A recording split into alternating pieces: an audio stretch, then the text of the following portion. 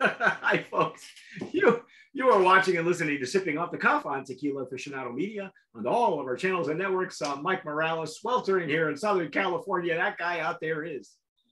It's Jay Silverman in Phoenix, Arizona, Tempe, Arizona. Always forget where I live. Probably because of the heat melts things. Yeah, he's got, he's having a meltdown, and it's not his fault. Folks, we've been tasting and going through Don Cosme. This is a colorful Chihuahua dog that we've really enjoyed the design on. I know that Jason has been fascinated with the labeling and all the graphics. And Jason strikes me as you were the kid that used to read the cereal box, huh? Every morning, right? Because I used to do that. Listen, I'm here to appreciate the artist and put some effort in. I think it's good. I like quite a bit. It's very catchy. It looks great on the shelf. It's got a solid bottle. We enjoyed the Blanco has like these bubbles in the glass, so it kind of gives that hand blown look, but not really, And I guess this is my favorite part: the colorful drawings, tasting notes. Yeah, he likes that because it reminds installation. It's kind of like mezcal, doesn't it? Like a little bit from mezcal labels, a little bit. I mean, we have to mention, yeah, it does remind you of a mezcal, certain mezcal. There's we would be remiss to not mention Flavored Dog, the way he has this, burning old fashioned in his tummy with the notes of chocolate and vanilla. I see chocolate, I see orange, I see caramel down here by his bones. His ears are my favorite. Each one of these in the ears, piñas in the ears. And all the ears. It reminds me a lot of the Suerte logo. The rabbit had all these symbols. And more colorful and even more colorful and more artistic. Yeah, exactly. It's kind of like it's at another level. So we had to nominate it for brand of promise and packaging for sure. But we're gonna pour this sucker here. I'm gonna pour mine in a Glencairn, and I think that's the one Jay is using as well. I'm gonna break the seal on this one. I haven't cracked this, and I am gonna use a Glencairn glass. I got another one here. It's got some nice little lingering bubbles as I poured. I like that. I like it's a harbinger of good stuff to come. Okay. The cork, we never mentioned the corks on these and the cork and the glass bottle are pretty good quality on these. Yes. It's a decent quality synthetic cork, but the glass, bubble glass, like it's a heavy, decent quality glass, almost like the old Tonala. What was that, Tonala? Oh yeah, the Tonala. Holy cow, that was a flash from the past. I haven't seen that bottle in years, man. Well, when you talk about Tonala, you got to talk about the beautiful ceramic bottle. But for some reason, I've got one of those. I have. Came to mind. I even got the mini when we visited the distillery. We wound up getting lost in the warehouse, and we pulled out they had a little mini. So I've got a couple of, they look like pepper and salt shakers. They're so cute. Those are great. Those are souvenirs right there. I have. When I moved here a couple years ago, I had to stop in New Mexico in Albuquerque because when I lived there, I had a storage unit, and I've been paying for it for like 9 years, right? Because I hadn't lived there then. And I was pulling out bottles of old tequila and mezcal that I forgot I had in there. I had a box of Casa Noble mini bottles. Wow. They were still full. They were sealed and they were full, and I still have them in storage. That is the treasure bottle. I remember you were giving those out in New Mexico. Right. I gave them out. I gave them out for my last wedding. That's right. I didn't want to say the W word, but yeah. Yeah, the W word. But anyway, it was a great half an hour of being married. So anyway, but yeah, they were a gift from Casa Noble. And when I tell people I still have them, I still have full bottles of those, it's like, you're crazy. Because that juice is unobtainable. You can't find it anymore. And luckily, and that was not a climate controlled storage unit. That was out in the middle of the desert in a warehouse somewhere. So anyway, I digress. So here we go. I was going to say, I hope that you would find one up in the mountains or a cooler temperature at least. Well, I have one here in the backyard, which is nice because it's on a covered patio, and it actually acts like a wine cellar. It actually keeps everything cooler than it does inside the house, so it's kind of cool, literally. So yeah, the packaging's appealing. The color is actually nice too. There's not a huge difference between the color of the Reposado and the. Yeah. How many months does it say on the label that it's aged for Anejo? Well, the Anejo says 1 year plus, and okay. I like, so I like the Reposado. So let's give the Anejo a shot and see what happens here. But what do you think about the color and the viscosity? It's got beautiful legs and tears. The legs and tears color. The legs and tears are gorgeous. The color is right where it needs to be, I think. Honestly, I like the nose on this one better than I do on the Reposado. I need it to open up. I just unsealed this bottle, so I need a minute because it's I'm not getting a whole lot yet. So let me give it a little. We need to air it out. Initially, the nose is a lot less candy than the Reposado was. By the way, there was generous alcohol on all three so far. It's got good alcohol, which I look for because that just presents the rest of the aromas to you. It's not a little bit of a tangerine in there. Getting a little bit of like a nice light citrus tangerine, which I think is interesting. I am actually getting more wood notes on this, which I found lacking in the Reposado. I'm actually getting wood notes on it right now. That makes sense, as it should be, right? Right. Well, yeah. Oak. Wow, that's actually cooked agave a little bit, but that's okay. That's actually pleasant. I will say of the three, I like the Blanco especially, but this one I'm impressed again. And if you've seen the Reposado the review, you know why I was a little concerned. But this one's good, man. I'm actually. Is it opening up for you finally, or a little bit? I'm starting to get some interesting stuff happening. It takes a moment. I really did get a jump of citrus, orange, tangerine, citrus at the beginning, and we'll see if I can find what I can find underneath that. I was getting more wood notes where it was like a whiskey note that I got. Yeah. Initially, which made me feel good because that means that the barrel had something still left in it. I've never been a big whiskey drinker, but I'll tell you what, sometimes I really enjoy the aromas of whiskey. Like have a nice bourbon and just the aroma. Yeah, it just knows them for like all day. Yeah. Blanton's or something. We always sell a lot at the bars in Arizona. It's always like a big draw. And I'm always like, pretty good. Yeah. Pretty nice aroma. But then the flavor, I find tequila far more interesting once you add agave into the equation. I think it's more. Well, it adds another layer of depth if the agave is substantial, if it shines through. This is not super sweet on the nose. I was expecting it to be a little over the top because I have had, again, this is like my fourth tequila from this distillery, 1438, Destiladora del Valle, that sometimes the añejos and the extras are way over the top sweet. This one's not. This was actually pretty pleasant, and I've got more wood notes as we go down. What you're already sipping? What are you getting on the sip? I was ready to dive in.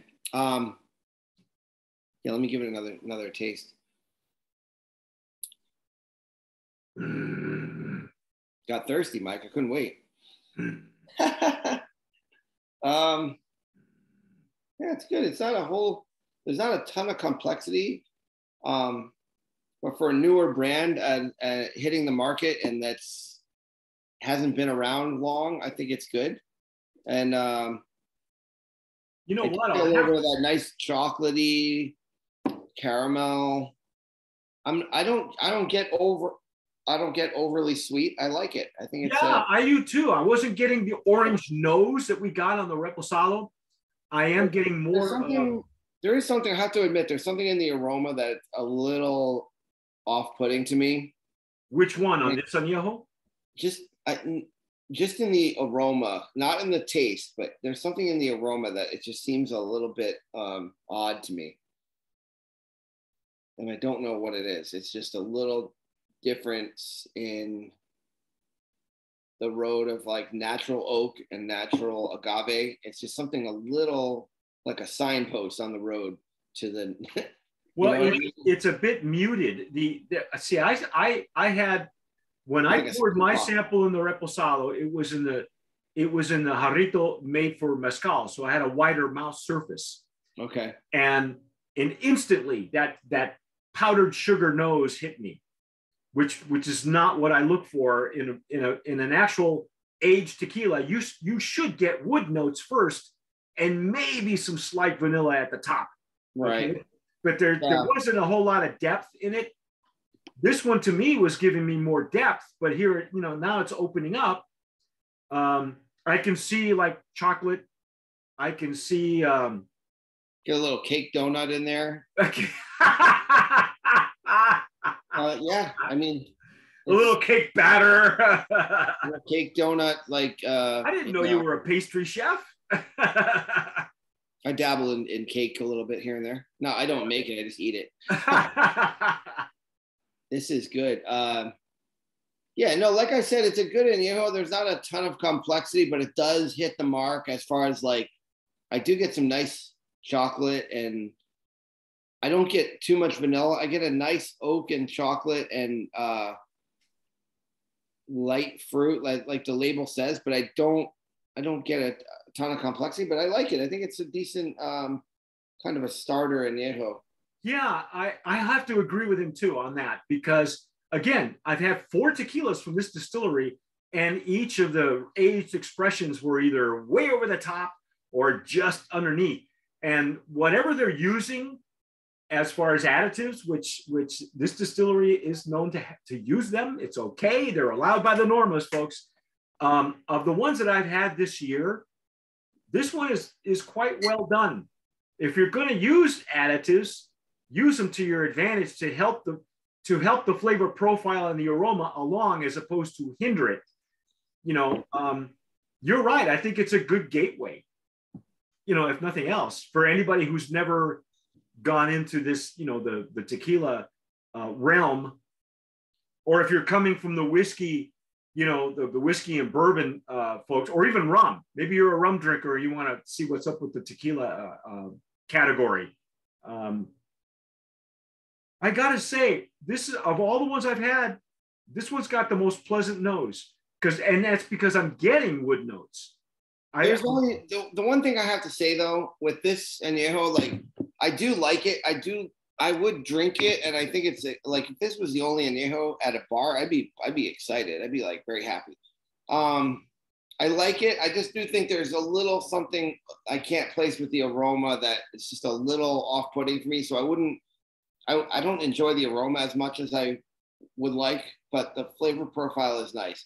And they did a good job. I mean, it's a new tequila entering the market. I'd say they're off to a great start. Overall, they got this brand. They have the branding, the marketing. They're up against a competitive market full of tons of tequilas. Yep. And I think they're off to a good start. Like as a newer brand that's probably a couple years old in conception, like you said, it started in Mexico a few years ago. I just think that I think they're doing really well. But I think maybe if they could somehow next year do the next batch and insist on completely natural and just, get the best barrels and maybe, focus on barrel selection, that type of thing, rather than relying on the additives to do the work of the barrel. Yeah, maybe like instead of like the fermentation and the distillation, focus on like just pure 100% natural all the way through, and then try to, there's so many good. Imagine, get a used barrel from like Eagle Rare or Blanton's or something. And that's probably expensive. Yeah. But think about it like this. There's so many bourbons out there. You go to this, like a big store like Specs or like Trevor's here in Arizona, you find like 100 different bourbons. Nowadays, there's different ways you can do things. Imagine if you were to just find a unique bourbon that you like, the barrels, buy those barrels, bring them down to Mexico. So for the next batch, maybe they could improve it even more just by keeping it even more natural. That's what I would say. But overall, it's good. If this were a gateway tequila, if we were going to go that route, if it was one you were going to recommend, I'd have to say I'd recommend this to rum drinkers. Yeah. I think this expression strikes me a little bit kind of, it leans toward the rum side of things to me. Yeah. And it's not bad. I gotta say, of all the ones I've had this year, this was the most enjoyable coming out of that distillery. So that's our take on Don Cosme. I guess we'll give it a brand of promise nominee in that Anejo category. Because I genuinely think that this brand is off to a good start. I think they could actually become really good. It could be, you see a lot of distillery changes these days. If they're tied down with 1438 forever, or maybe this brand will make another batch somewhere else. But I think it is really is a brand of promise. Like I really believe that there's potential here. Yep. The flavor, I think the master distiller did a good job in the final product, and Don Cosme, I think it's off to a good start. Yeah, I mean, it's still a very new brand, and there's a lot going on, lot to be excited about.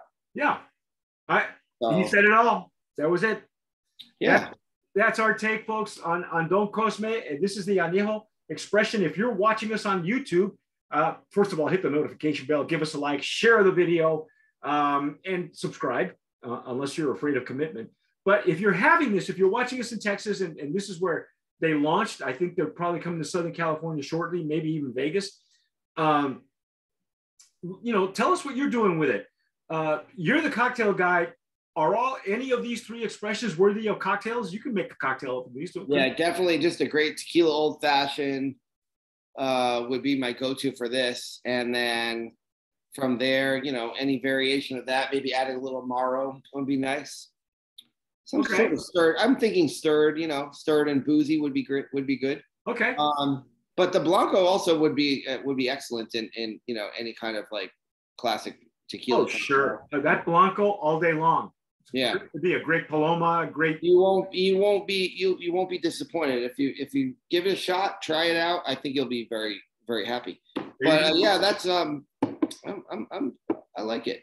Yeah, I'm impressed. I was not expecting this coming out of that distillery, because the other four were progressively worse.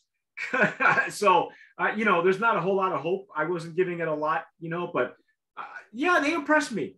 They did. And they impressed Jay, because Jay's really more finicky than I am, if you can believe that. But that's our take. That's our take on Don Cosme Anejo. Again, tell us what you're doing with it. Leave us a comment. Follow us on Instagram, Facebook, Pinterest, Twitter. You can follow Jay on Instagram. Again, it's Jay Agave, right? Jay's Agave. Is that you're on Pinterest? Yeah, I'm on Pinterest. Okay, I didn't realize that. I'm gonna go follow you today. I didn't know that. Yeah, I'm all over, man.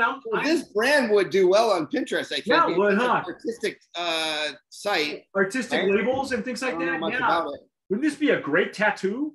I got the flavor dog tattoo. I got all kinds of Pinterest boards. I even have a secret one for Zippos, because I collect lighters.